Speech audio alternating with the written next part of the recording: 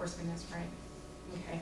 We're working on reinforcement, we're engineering the environment maybe a little bit more, we're creating multiple learning opportunities, it's less adult driven, but it's just basically treatment in the natural environment. Teach. The philosophy of teach is basically on visually structuring the environment in such a way that it facilitates the student's understanding of what's expected of him or her. Teach has been used a lot in the classroom. I have also used teach a lot in in-home programs. Visual schedules, independent work, building in those routines so that the child knows what's going to happen next. And it enables the students to better recognize and act upon learning opportunities within the environment when they know that they can anticipate this is what's going to happen next. And we're using a lot of visuals in addition to the verbal output of language.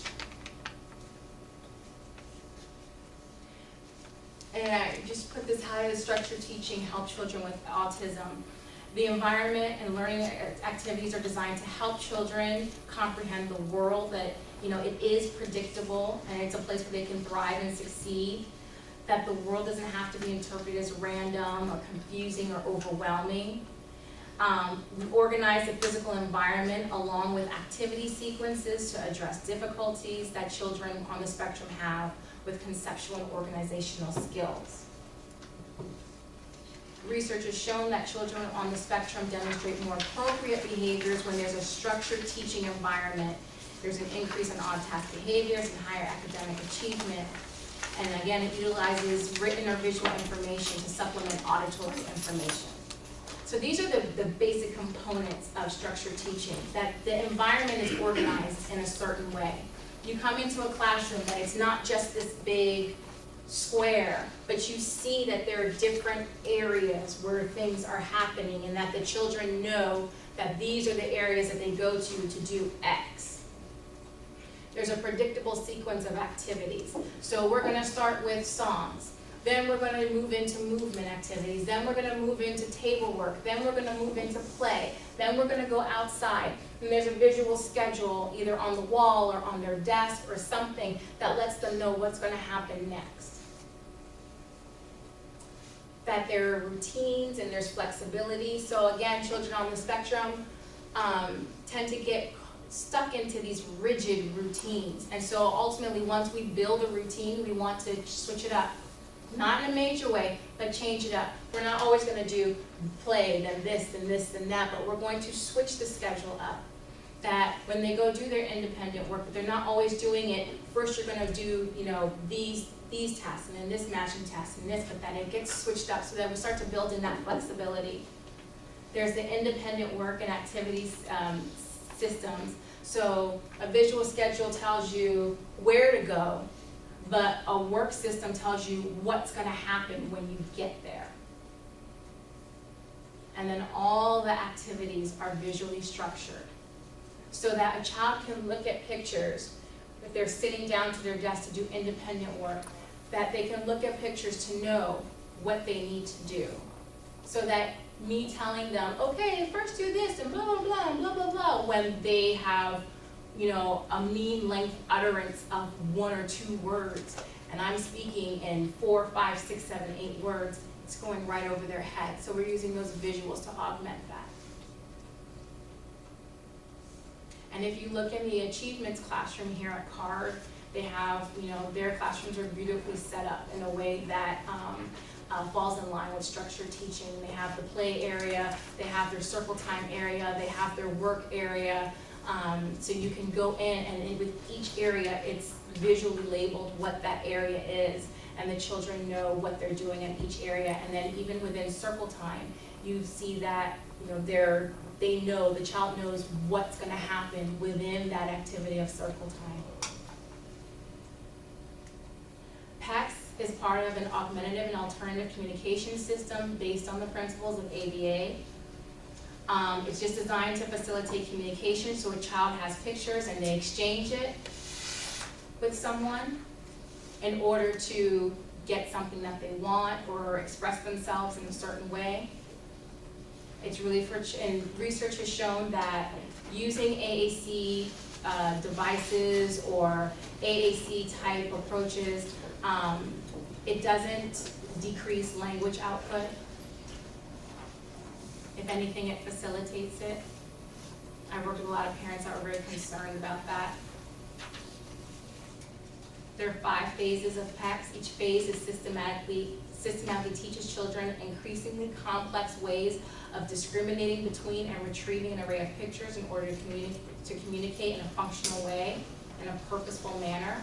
So, for instance, if you're at the table doing discrete trials with someone or doing trials, mixed trials with someone, with a child, and they start screaming because they want to escape from you, and they're done with the task, and they start screaming, they start throwing things on the table, they start to destroy the place, then we can start to teach them to hand over a picture saying, break.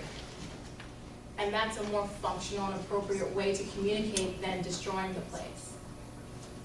Okay? Floor time, we're getting more into a developmental approach. The premise of floor time is that an adult can help children achieve certain developmental milestones that they've not been able to do or that haven't been met due to their developmental delays. The approach aims to expand circles of communication through child-led play, thus meeting the child at his developmental level and building on his strengths and weaknesses. The goal of floor time is to help the child reach 6 developmental milestones that contribute to intellectual and emotional growth, self-regulation and interest in the world, intimacy or special love for the world of human relations, two-way communication, complex communication, emotional ideas, and emotional thinking. When I first started doing in-home treatment, the first thing I learned was floor time. And I love floor time. My issue with floor time for me was that it was so child-led and it wasn't structured enough for me, in my opinion, that I would hit these walls. Like, okay, this child isn't interested in anything, so how do I get them engaged? Or, okay, I've gotten them engaged, but I've gotten them to this point. How do we move past this point? We've kind of hit a wall. And I didn't have any specific ways of moving the child past that point. So it really requires that you're trained by someone not only is very knowledgeable in floor time and who has been trained extensively in floor time, but that they are with you as you're working with the child so that as you hit those walls, they're able to move you through it. But I love floor time because even though I'm a behavior analyst, when I work with my children, it really did help me to focus on, even before I got into ABA, how to have a rapport with a child, how to connect with a child, how to engage with a child, and build these heart connections that we're not researching about, build these bonds that we're not really researching about. And that's what it's really about, is building these bonds with these children so that we can meet them where they are and then bring them out to where we are and help them to learn and be available for learning. And if you are someone who kind of lacks this and you're just kind of going at it, we're going to systematically do this and blah, blah, blah, blah, blah, blah, and kind of missing this piece of it. And I like to call it like this heart piece of it. It's that criticism that we tend to get a lot as behavior analysts, that, oh, you've created a robot, or they're this or they're that, and what have you, starts to ring true, because we have to be able to bring all of these things together. And that's why I say I believe in a very integrated approach. I started off here, and I've probably done almost all of these in some capacity, with the exception of the last 2 I'm going to talk to you about, which is CERTs and then RDI. So CERT is an integrated approach, and it draws from ABA in the form of PRT, it draws from TEACH, it draws from floor time, it draws from RDI. And their big thing is that they wanted a child to have an authentic learning experience. They didn't want the child in these artificial and contrived environments. Didn't want the child to just be being reinforced in these artificial and contrived ways. that they really wanted to bring the child into their natural environment and really help them to learn in those environments using these different treatment paradigms that have been researched, some of them were shown to be effective through research, and bring it all together. So I'll let you, you have that in your PowerPoint as to what exactly their vision, their philosophy is. And so they feel like they're not just putting together kind of a hodgepodge of different treatment modalities and they don't form anything cohesive. They feel that they're forming a cohesive, they have a cohesive program that has a scope and sequence, that they have a curriculum designed and they are targeting these children's core deficits from these different areas. And they're, as of 2010, from what I've read, that they had a few grants where they were really getting grants to research their model, as opposed to, they have a lot of research on the models that they're using and on how